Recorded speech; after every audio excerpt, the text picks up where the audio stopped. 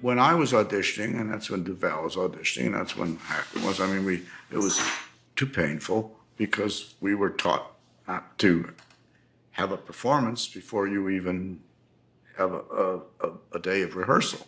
An audition, in a sense, is the first day of rehearsal, but it isn't. They usually want the performance.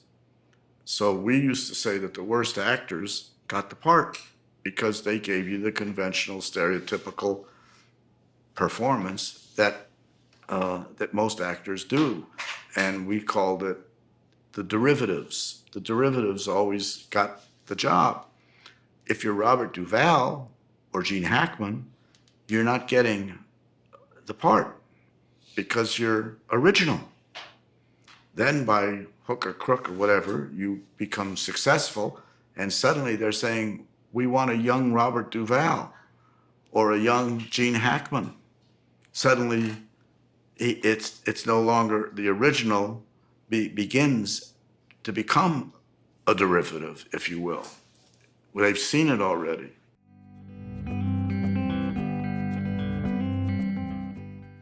I hate to say it, but in my experience, you're walking through the door and they take one look at you, and there's whether it's a casting director or a director, and there's a tremendous amount of information that they've gotten. It's like seeing people at a party when you go to it. You see someone that you're attracted to before you even meet them. And the same is true of auditions. Rightly or wrongly, they've made their mind up. And if they like you a lot and then you audition, and if they think you're a bad actor, well, yes, that can be a reason why you don't get the part. But if they think you're wrong and you give a great audition, and that's what you hear a lot about from actors. I was great, I nailed it, and I still didn't get the part. And it's because there is such preconception going on of what they think is right. You know, yes, you can rehearse for an audition. Yes, you can learn your lines, you can make choices. Why not? It's all working out anyways. It's, you know, you're working your craft, you're doing your scales as best you can. But just know this.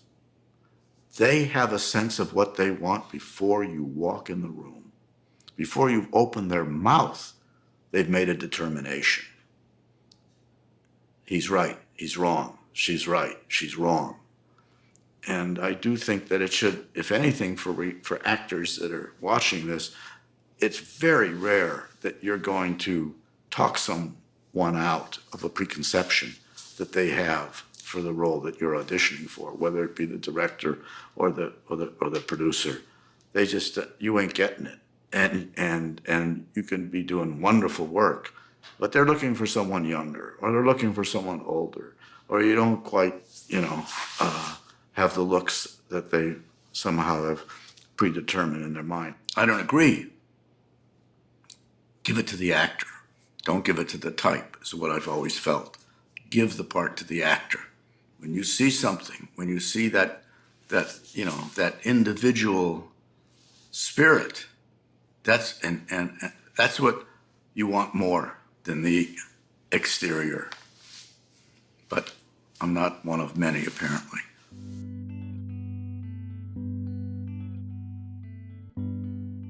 I get the graduate because I'm the last person to audition after them auditioning people for 2 years. The person I'm auditioning with is Catherine Ross, and it doesn't go well.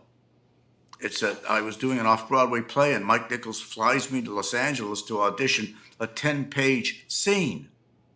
And I'm tired, I'm trying to memorize the lines on the airplane. I'm so nervous and excited that I haven't been able to sleep, and was doing a play, and they're waiting for me to come back, and I fly out, and I go on the set, and I keep screwing it up. I can't remember the lines. I remember one time I pinched Catherine, I didn't know her, I pinched Catherine Ross on her butt, to try to loosen up, and she just turns and says, "Don't you ever do that again." I thought, oh boy, let me out of here, let me go back to New York. And I got through the audition, barely, and at one point, Nichols pulled me aside, dear Mike, who unfortunately recently departed, and he said, "Why are you so nervous?" And I said, "Well, because I didn't think I was right for the part to begin with. I'm not a white Anglo-Saxon Protestant. He says, you mean you're Jewish? I said, yeah. He says, well, maybe this character's Jewish on the inside. So I said, okay, I'll see if how much that helps. And I said, I'm doing a play, and I didn't sleep, and I didn't know I have to get this word for word, and et cetera, et cetera. And he said, but it's just a screen test. Relax. And he put his hand out to shake my hand, and I shook his hand, and my hand slipped out because his hand was sweating so badly. And I realized how nervous he was. The audition's over, and I'm telling you, I'd done a few auditions in my life at that point. I was, studying since I was 18. I was almost 30.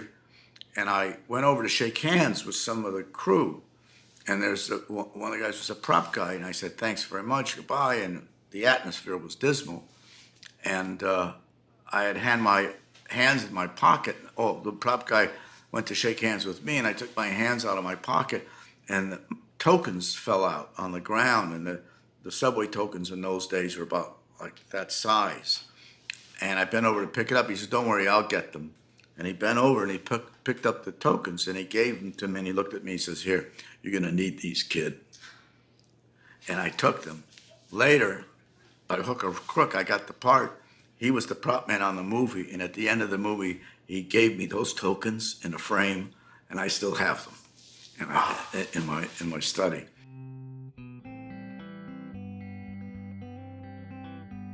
The truth is I've been doing this almost 50 years, and the amount of really talented people that I've come across from my early days of just studying acting to waiting tables for 10 years, Duvall working midnight to 8 in the post office, Hackman moving furniture up tenement steps, all of us, around 10 years at least. How do you stop the candle from going out inside you?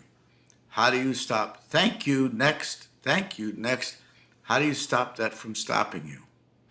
There's no easy answer to it, but I can tell you the number of really talented people I've known and my friends have known who've been doing this for a long time who just couldn't take it anymore. You just can't take it. It's just too much pain. For more than one reason. It's not that you think you're talented and you're not getting recognized. The more the rejection happens, the more you feel, well, maybe I'm kidding myself. Maybe I'm not talented. There isn't an artist of any kind that hasn't been discovered. Painter, writer, Van Gogh didn't cut his ear off for nothing. Who doubts his own worth. Until you're acknowledged, you don't really know if you should be doing it or not. You should keep doing it. At one moment you feel, God, I think I got something. And the next moment you think, no, I'm a fraud. And it doesn't go away. It stays with you your whole life. I mentioned before that I finally got to work with Gene Hackman after he had done probably 150 movies just a few years ago. And he said to me after the last day, do you feel the same way I do after your last job? I said, what? He said, I'll never work again. And what that line had inside it wasn't that he wasn't going to get lucky, but he was finally going to be found out to be a fraud.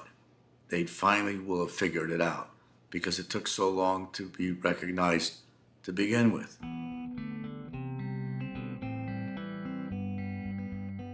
Here I do this thing called The Graduate, this freak accident. Been struggling for so long, for so many years. If I've said this already, stop me somebody.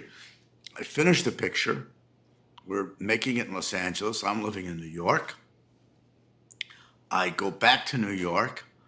It cost me money to make the movie because they gave me minimum, and I had to pay for my own hotel in LA. I had to pay for my own car. I got no per diem of any kind.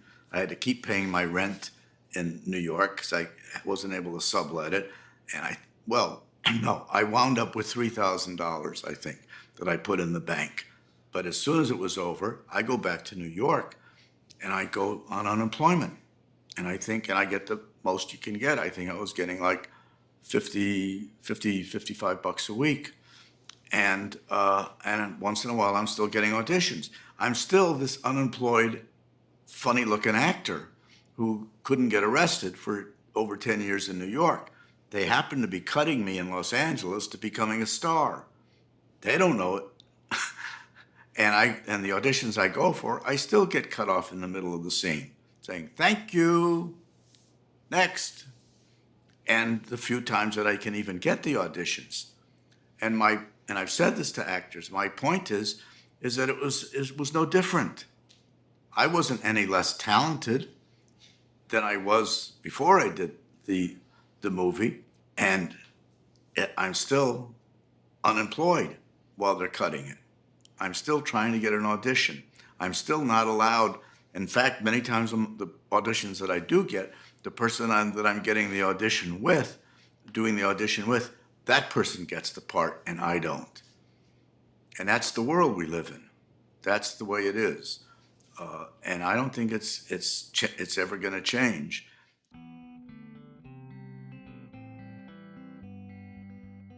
I said it before and I'll say it again. Do what I couldn't do. Don't allow this passive profession, meaning you got to sit there till somebody gives you a part or you audition, get the, don't wait. Become active. Make a film. There's no excuse not to. None. Write your script, even if you want to improvise it, and shoot it with, my kids showed me that technology when they were in junior high school years and years ago. You can make your own movie. You can send it to people like the director's casting, and there's no, it's not that expensive. It's very cheap to do.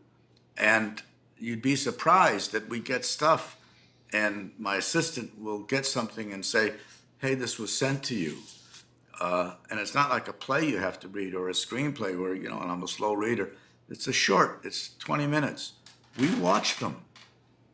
And if there's something that we think is there, we acknowledge it and we get in touch with the person. You must do that.